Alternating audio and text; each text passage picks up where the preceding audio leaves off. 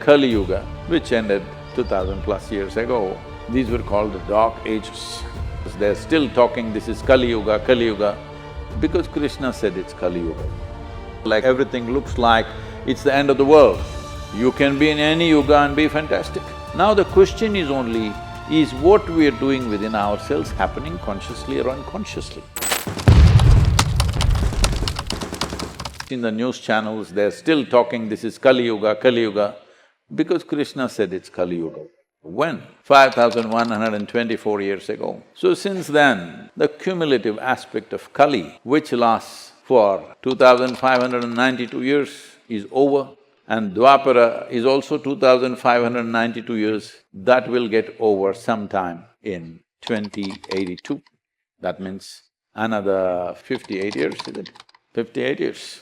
Nearly 60 years. If you live for another 60 years, you'll see Treta Yuga. This doesn't mean on one day it'll become Treta. See, when we say winter, it doesn't mean one fine day it's winter.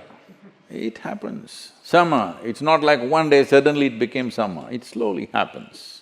So what you're calling as yugas is a kind of larger scape of seasons. If you go in the winter, like everything looks like it's the end of the world. Spring comes, boom, everything is back.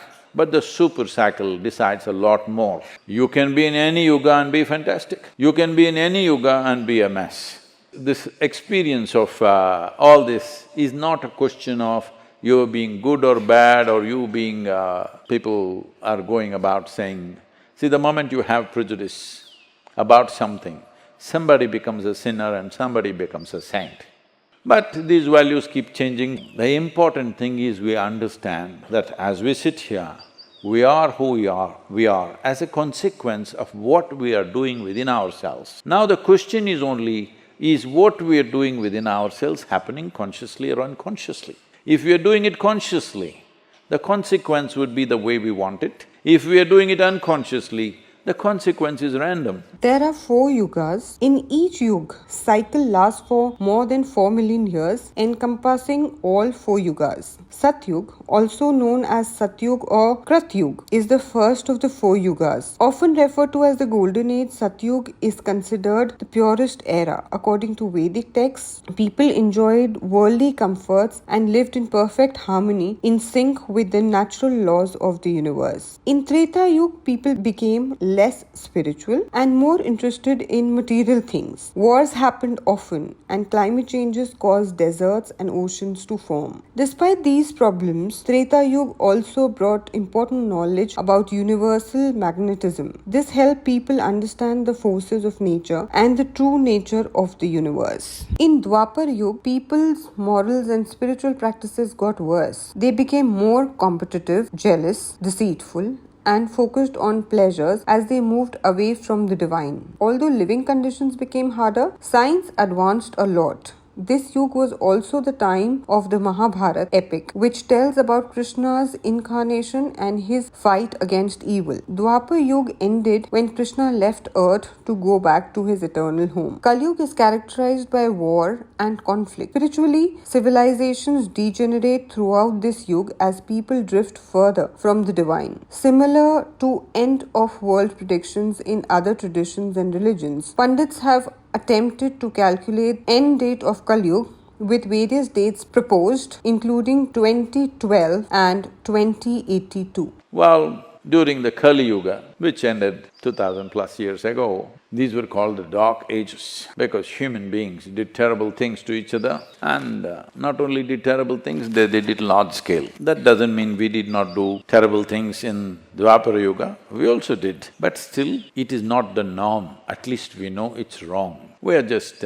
close to Treta Yuga, we don't have to wait for it. See, it didn't wait, it's not yet summer, but already it's making us sweat. Why don't we also be one step ahead of times? Hello? So this is why it's very important. Whether the previous generations put the foundation for something or not determines how much the next generation will build, isn't it? This goes for a house, this goes for a nation, this goes for your consciousness. How much foundation people will build will determine how much the future generations will do. There are a whole lot of people going on propagating, life is getting worse day by day. But please look at it, how people lived here 500 years ago, how we are living today.